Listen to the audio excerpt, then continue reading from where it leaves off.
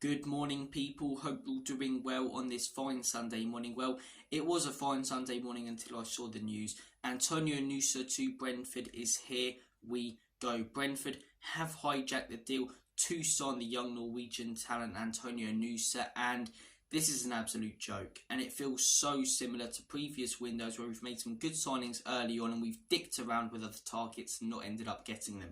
This is one of Europe's top talents. He's an up-and-coming star if you believe what you hear from Bruges fans and Norwegian football fans, and we haven't ended up getting him when we've been the front runners for 2 weeks.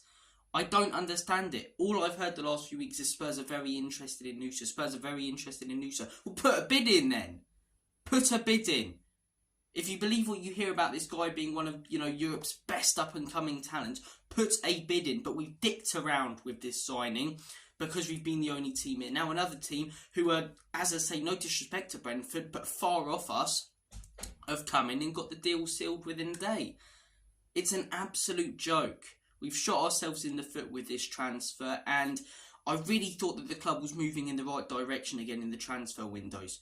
Daniel Levy and Enoch, I'll be the first to admit, as much as I disliked them, got it right last summer. Backed the manager, brought in some fantastic young players. Yes, Fabio Paratici and Ange identified those targets, but they went out and spent the money and did bring them in. And then negotiating, as I say, and the deals were done quite quickly for the likes of Mickey van den Ven, for the likes of Vicario, who are turning into stars for us. And I thought, okay, maybe this is a turning point for this ownership. And we start the January transfer window. Well, Timo Werner comes in, not the most glamorous signing. Then we sign Drags in. I think, yes. And then it all feels too similar to previous windows where we start well, we get excited, and you hear reports here and there about there not being too much money to spend. Not being too much money to spend, my arse. Chelsea have spent $1 billion plus over the last few years. They're less rich than us. We're the richest club in London. We do have the money to spend, yet we've mucked around for no reason on this transfer, and it's cost us. We haven't signed an exciting young talent, and we're going to finish the window with 2 signings where we did some fantastic early business in this window, and we could have finished it with 4 or 5. I think we all came into this January transfer window as Spurs fans going, we'll probably end up with 2 or 3 players. We probably need 3 or 4. Looks like we're going to end up with 2. It doesn't look like we're going to make another signing. And that is completely and utterly our own fault. The signing was there on a plate. We got 2 good deals done early in the window. Yet we dicked around with this one for no reason. And it's shot us right in the face. It's so frustrating because it feels so similar to previous seasons where we just muck around on transfers. The amount of players, as I say, young players even over the last few years who we've been interested in but we haven't ended up signing. And look, I know people will look at the Gift Orban one and go, oh, we, mucked around with that one for a little while and we didn't end up signing him and he's not as good a player now. But this guy, as I say, you look at his stats, he's far better than Gift Orban. He's, as I say, one of Europe's best up-and-coming talents. He could be a star in the future. He's young, he's exciting, and when Son eventually leaves, which is obviously going to be hard for us all to accept, but could be in the next few years, this man could be the one to replace him. But no. Even though we've been the only club really interested in him, we haven't put a bid in, we haven't had any proper concrete talks with him, his agent, or Club Bruges. Another club, as I say, who don't have the same pull as us, have come in and they've got it done within a day. Got it done within a day. I thought we were finally starting to do fast business with the Werner deal and the Dragosin deal and the deals last summer. Yet this feels so similar, and we're going to be ending the January transfer window again by the looks of it, saying Spurs, as I say, struggling a little bit for money after the summer and only signing 2 players. It's frustrating. It really is frustrating. As I say, look, I still believe that the club are going in the right direction. I believe we've got a top manager at the minute. We're playing some beautiful football. We're signing young players in the transfer market. We are still going in the right direction. But more could have been done to help Ange Postecoglou, the fantastic manager who's changing the club around in this January transfer window than what has been done. Signed 2 players. Timo Werner, who's, as I say, let's not beat around the bush, not a fan favourite of Chelsea or many other clubs in the Premier League, turned into a bit of a joke. He's looked alright in his first few games, but is he really a signing that's going to change the team around? No. Dragosin, more of a squad player. Antonio Nusa would probably be a player who would potentially start, maybe move Sonny as a central striker, but Nusa on the left.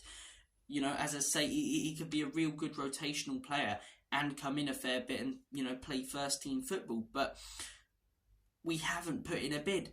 If we properly went in for this guy, we would have got him over Brentford because we're a more attractive prospect than Brentford. No offence to Brentford, as I say, but every time they get a top player, they want to leave. You can see that now with Ivan Toney.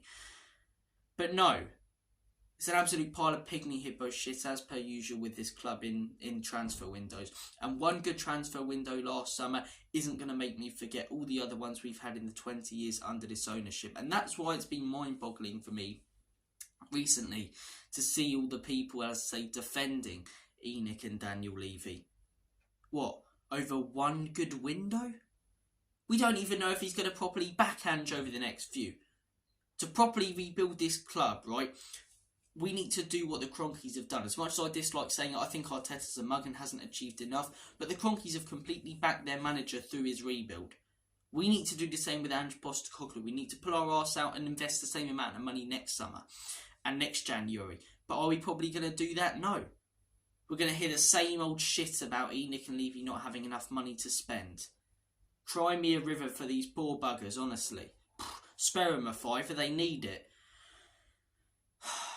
It's irritating. It really is irritating. As I say, I don't want it to all be doom and gloom because I still believe we're going in the right direction and there's a lot of good stuff right now taking place at Tottenham Hotspur. But this has been an absolutely shit weekend. Out of the FA Cup on Friday, you know, robbed in a way, in my opinion, and didn't put in the best performance. And now on Sunday, one of our big January targets, we're not going to sign. And we're going to end the window, as I say, signing a centre-back and signing a winger, but not signing the exciting young prospect we wanted or a midfielder, which I think we all said we should probably went in for. And what's a midfielder we all named? Calvin Phillips. Where's he gone? West Ham. On loan. What did I say? I've done countless videos about, you know, transfer Spurs should have made in January. I said Phillips on loan makes perfect sense. He gets some game time, as I say, chance to prove himself, could go back to Manchester City and, as I say, get some more football if he plays well. It's good for him, it's good for the club, he's a good midfielder. But no, we haven't went in for him. We haven't went in for him. I am praying that in the summer, Ange is probably back like he was last year. And as I say, this is where it annoys me about people, you know, calling out anyone for being slightly negative around the football club. You can be negative around the football club without being negative around Ange Postecoglou. Ange Postecoglou has been a great manager. A lot of people can't even criticise him at all. I can.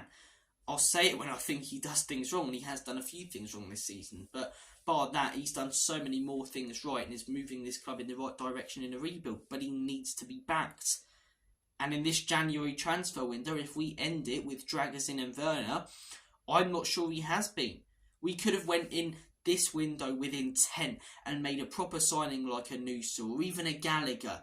And maybe one of those signings gets us into the Champions League or scores a late winner, which gives us one extra point than, you know, Newcastle or Chelsea or Manchester United or Brighton or Villa, who are also contending for that top 4 spot.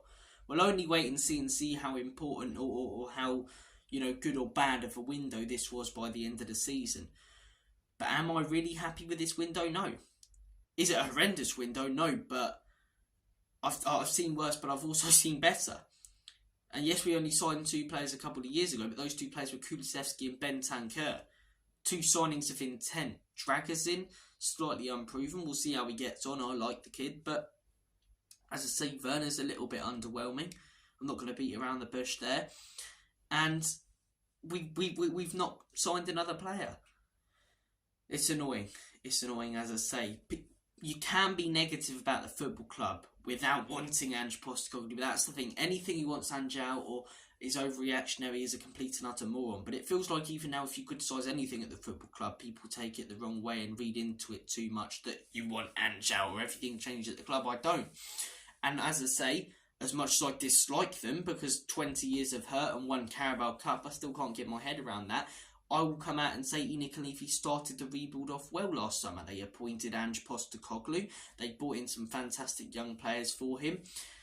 Yet again, as I say, Ange Postecoglou seems to have not been back with all of his targets in the January window, which other managers have been in a rebuild, like Jurgen Klopp when he first joined Liverpool. I know it's different with them, but like Pep Guardiola when he first joined Man City, like Arteta when he first joined Liverpool. And yet again, we're asking a manager, as I say, to get us into the top four, which would be working wonders considering where we were last season.